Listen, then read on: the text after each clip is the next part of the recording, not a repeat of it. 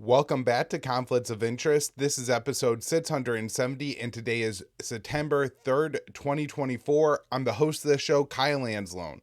Big news to talk about on today's show, but before we get to it, need to remind you about the sponsor of the program, and that is the Expat Money Summit. So the Expat Money Summit 2024 is the world's largest offshore event, and it will be taking place entirely online from October 7th through the 11th.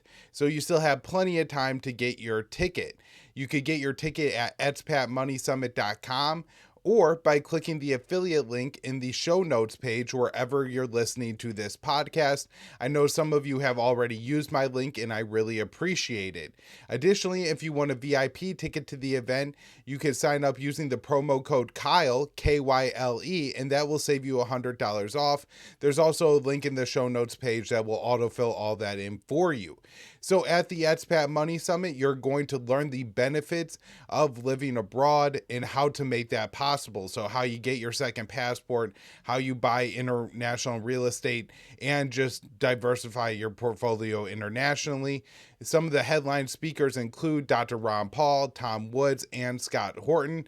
Myself, Dave DeCamp, and Hervoya Morik will be on a panel discussing the possibilities of World War III.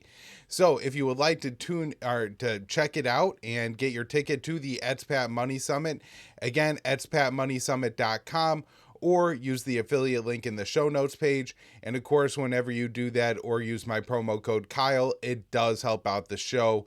And so it's a great way to help out this program and to get yourself some good information. All right, with that, let's get into the show today. The first article I have here is from the Libertarian Institute. I wrote it on September 2nd. Zelensky ramps up pressure on White House to greenlight long-range strikes inside Russia. So Ukrainian President Zelensky is insisting that U.S. President Joe Biden give Kiev approval to hit targets deep inside Russia. The move would be a major escalation in Washington's proxy war against Moscow and Ukraine. Since the Russian invasion of Ukraine, President Zelensky has pushed Biden to increase the range of U.S. weapons sent to Ukraine and to lift restrictions on where those weapons can be used. Now that Zelensky has received long-range missiles and F-16s from the West, he wants Washington's permission to strike targets in Russia far from the border. He said during his nightly address on Saturday, "We talk about this every day. With our partners, we persuade, we present arguments. We need capabilities to truly and fully protect Ukraine and Ukrainians. We need both the permissions for long-range capabilities and your long-range shells and missiles." Additionally, Ukrainian officials met with U.S. officials in Washington to discuss the matter. "We have explained what our capabilities we need to protect our citizens against Russian terror that Russians are causing us, so we hoped we were heard," the Ukrainian defense minister said in Washington on Friday. So in the early months of the war, Zelensky requested long-range munitions to strike Russia from his Western backers, only to be rebuked out of fear it would lead to a direct conflict between NATO and Russia. Biden explicitly warned of the risks of World War III and that the chance of nuclear war was now higher than at any time during the Cuban Missile Crisis.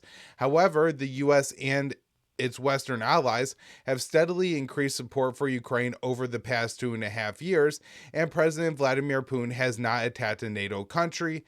Leaders in Western blocs have become less concerned about the Kremlin's potential response. And so now I think we're in a true moment of crisis here. If you look at the situation in Ukraine, it seems that Russia has become more and more willing to hit civilian targets, not only as this war has gone on, but particularly as Ukraine has increased its attacks inside of Russian territory, and the Kursk offensive, hitting Russian civilian infrastructure. Things like this have really seemed to have incensed Vladimir Putin and the Kremlin, and it looks like it is going to get far more bloody and far more brutal for the people of Ukraine.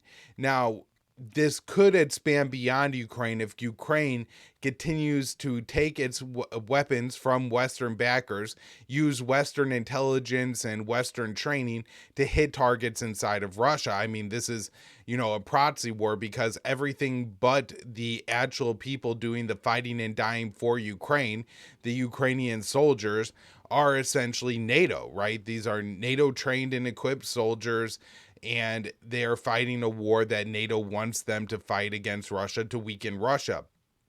And so, I mean, the war has turned absolutely brutal. I saw a video of a Ukrainian drone dropping thermite on a Russian position.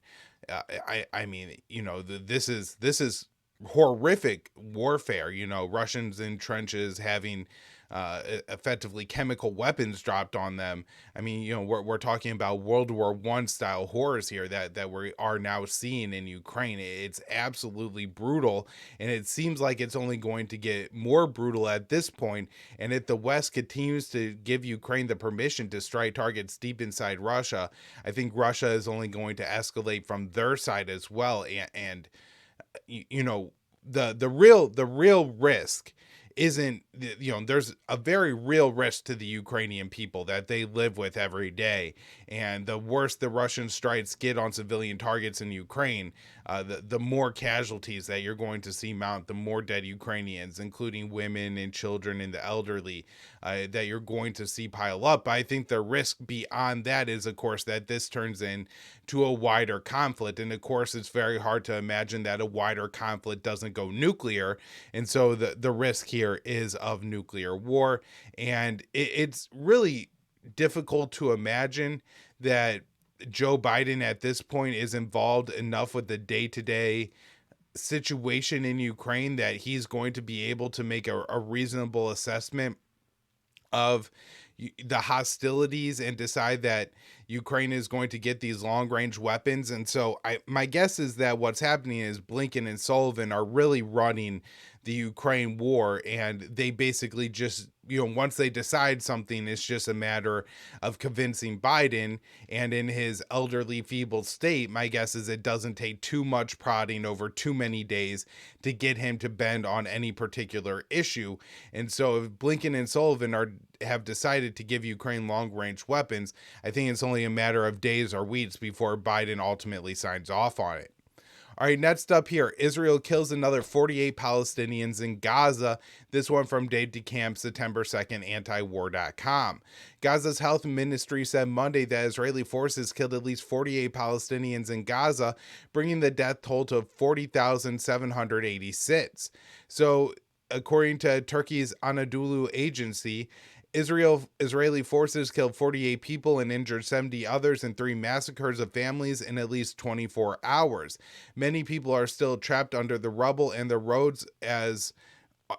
the roads as rescuers are unable to reach them. The ministry said that the 70 Palestinians who were injured brings the total of wounded since October 7th to 94,224. Israeli strikes were reported across the Gaza Strip, including in Gaza City, where 7 Palestinians were killed in 2 separate airstrikes. 2 Palestinians, including a child, were reported killed in the Nusra camp in central Gaza. According to Reuters, the armed wing of Hamas and the Palestinian Islamic Jihad said they confronted Israeli soldiers in northern, central, and southern areas of Gaza Strip with anti-tank rockets and mortar fire. The true death toll in Gaza is unclear since the health ministry numbers don't include the people who are dead but have not been counted for whatever reason, or people who have died due to indirect causes of the war. So, say a child who succumbs to some form of deprivation. American doctors and nurses who volunteered in Gaza wrote a letter to President Biden last month, and they estimate the actual death toll of the conflict to already exceed 92,000, which is 4.2% of the population in Gaza. I mean, we're talking about absolutely horrific numbers for the Palestinians that live there. All right, next up here, Netanyahu rejects pressure to reach ceasefire deal. reaffirmed stance on Philadelphia corridor. So on Monday, Israeli Prime Minister Benjamin Netanyahu rejected the growing pressure for him to reach a hostage deal with Hamas, saying he won't let anyone preach to him. The Israeli leader also reiterated his demand that Israel must maintain control of the Gaza-Egypt border, known as the Philadelphia corridor, as a part of any hostage deal. His insistence on keeping the corridor has been the main obstacle to reaching any agreement. The axis of evil needs the Philadelphia corridor, and for that reason, we must control the Philadelphia corridor, Netanyahu said at a press conference, adding, Hamas insists for that reason that we not be there. For that reason, I insist that we be there.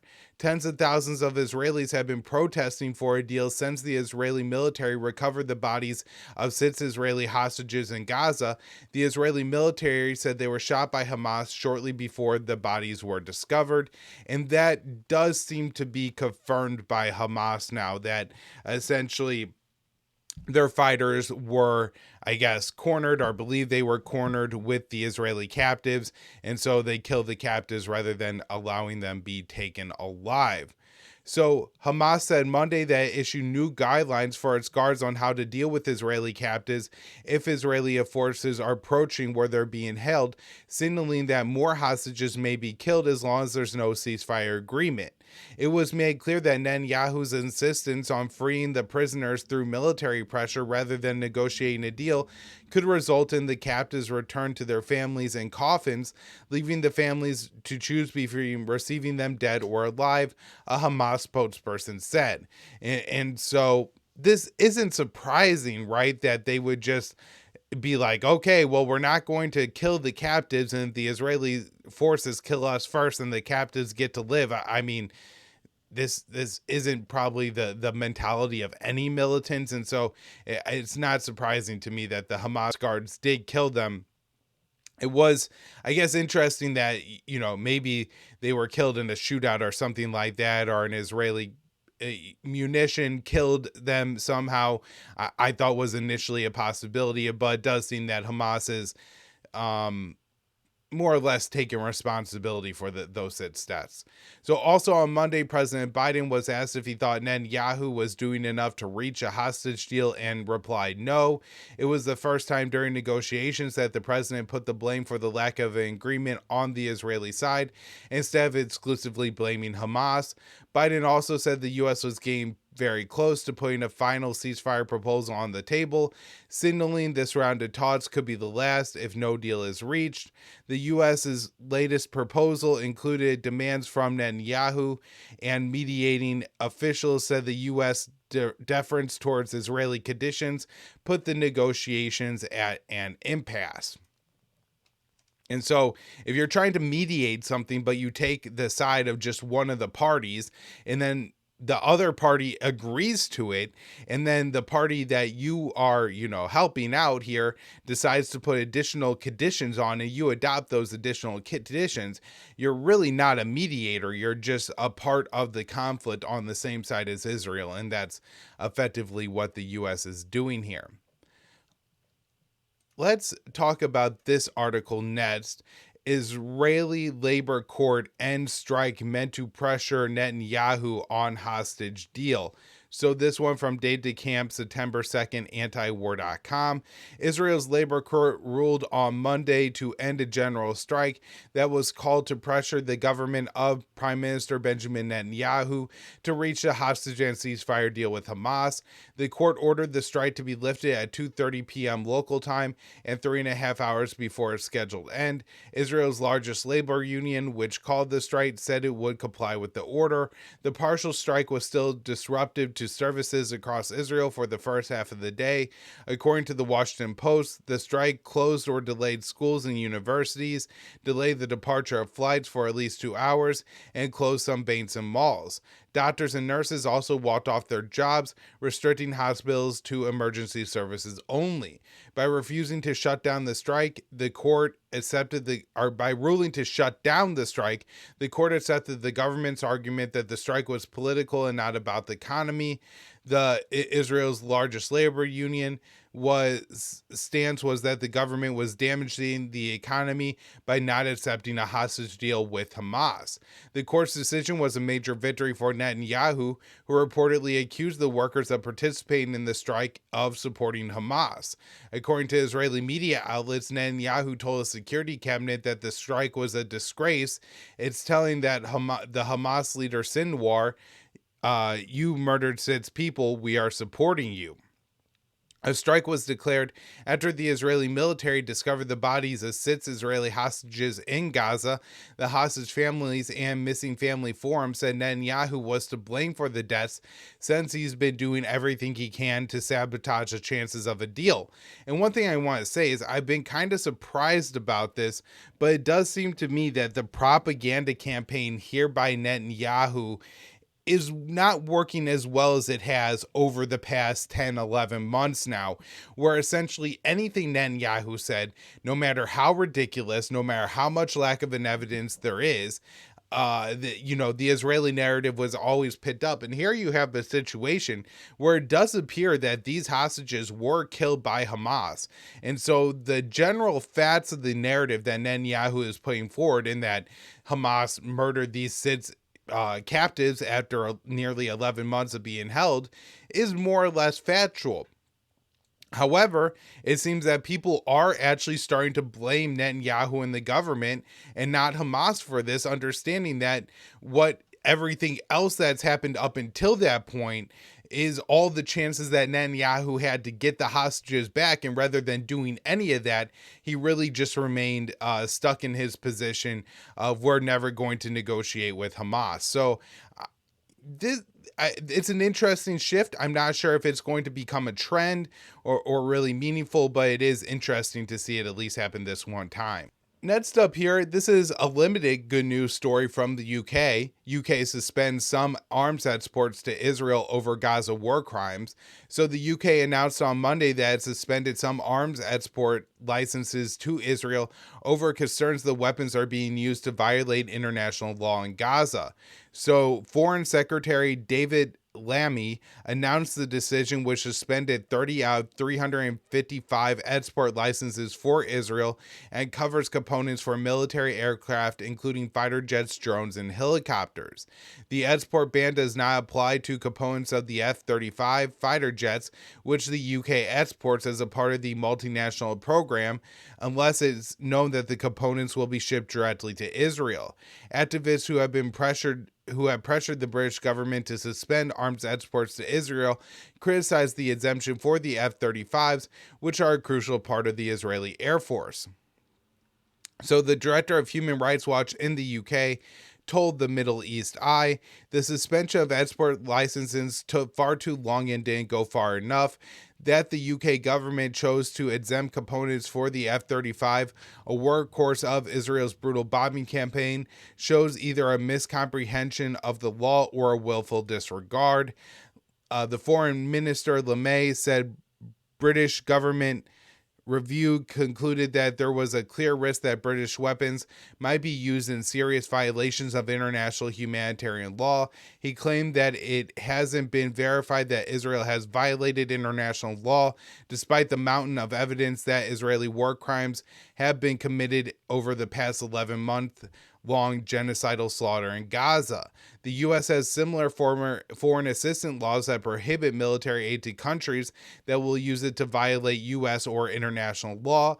After a review, the State Department concluded that Israel was likely violating U.S. law, but claimed that there wasn't enough evidence, allowing the military shipments to continue to flow. And so I don't think it's a huge step by the UK, and my understanding is the US and Germany are really the key arms exporters to Israel, and as well as arms that Israel doesn't necessarily get as on the books. So maybe India or Eastern European countries or Central Asian countries will sell Israel weapons, but most of the weapons, particularly from Western nations, the advanced weapons, are coming from the US and Germany. However, I think it's a win in the narrative battle, right? When somebody says, oh, I I disagree with an American arms embargo to Israel, you could say, well, the UK is starting to implement one now, and that, you know, sometimes wakes people up just a little bit, saying another like-minded country is doing something. All right, next up here, Israeli airstrikes killed 2 civilians in southern Gaza. So Israeli airstrikes targeted a car traveling along Lebanon's southern coast on Monday, killing the 2 civilians inside. One of the slain was identified as an employee of a cleaning company that controls contracts for UNIFIL, a peacekeeping force. The man was driving at the time of the attack, and the passenger was also killed and identified as his cousin, who was visiting his family in the area. UNIFIL confirmed the incident and was deeply critical of the Israeli attack, saying attacks on civilians are a violation of international law. The organization added it deplores the numerous civilian injuries or killed in recent strikes. Israel has not commented on the killings and gave no indication as to why the car was targeted. Israeli attacks in southern Lebanon on nearly a daily basis, frequently attacking moving vehicles, irrespective of who is driving them. Israel has attacked southern Lebanon throughout the fighting in the Gaza Strip that began in October. Israeli attacks have also been carried out throughout the region amid growing concerns that the strikes will escalate into a full-scale Israeli invasion. And of course, Hezbollah responded by firing rockets back at Israel. All right, next up here, this one from Day to Camp, antiwar.com. 2 U.S. Marines assaulted by Turkish nationalist group. So on Monday, 2 U.S. Marines were attacked by a Turkish nationalist youth group in the Turkish port of Izmir in an incident partially motivated by U.S. support for the Israeli slaughter of Palestinians.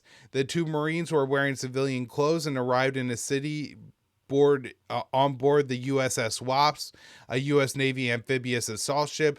Turkish authorities responded to the attack by arresting 15 suspected assailants. So the U.S. Embassy in Turkey wrote on X, "We can confirm the reports that U.S. service members embarked aboard the USS Wasp were victims of an assault in Izmir today and are now safe. We thank Turkish authorities for the rapid response and ongoing investigation. The 15 who were arrested were all members of the Turkey Youth Union, or the TGB, an offshoot of the nationalist Vatan Party." So TGB wrote on X, "No one will be able to respond to the cries for help from U.S. soldiers. Let your hands are stained with the blood of our brave soldiers and thousands of Palestinians. You will leave our lands," they said in a post. So the video shows a man in a civilian clothing being attacked by a group of assailants who are placed a hood over his head. Another man is seen shouting in the video, referencing Soleimani, a city in Iraqi Kurdistan where in 2003 U.S. troops detained a group of Turkish soldiers and placed hoods over the heads.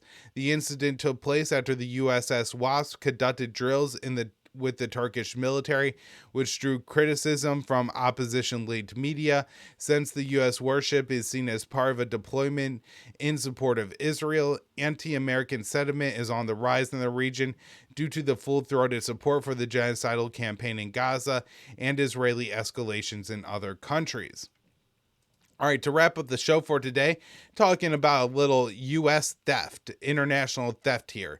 U.S. steals airplane used by Venezuela's Nicolas Maduro. So the U.S. has stolen the official airplane of Venezuelan President Nicolas Maduro under claims that it was purchased by violating U.S. sanctions, U.S. officials told CNN on Monday. The U.S. officials described the plane as the equivalent of Air Force One and said it was taken by the U.S. from the Dominican Republic and flown to Florida. The Justice Department claimed the plane was purchased in Florida, which exported to Venezuela in April of 2023. This sends a message all the way to the top. One of the U.S. officials boasted to CNN, "Seizing the foreign head of state's plane is unheard of.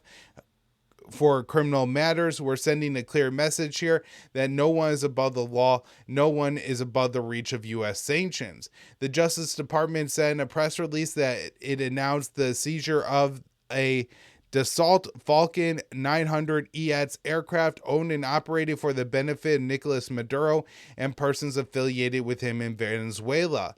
Attorney General Merrick Garland claimed the aircraft was used to illegally purchase for $13 million through a shell company and smuggled out of the United States for the use of Nicolas Maduro by his cronies. The move marks an escalation in the U.S. campaign against Maduro, who the U.S. has been trying to unseat from power for years. In 2019, the U.S. rejected the result of Venezuela's 2018 elections and recognized opposition figure Juan Guaido as the acting president, who led a failed coup attempt against Maduro and eventually fell out of favor with the U.S.-backed opposition. The failed coup attempt came with crippling U.S. sanctions that amounted to an economic embargo.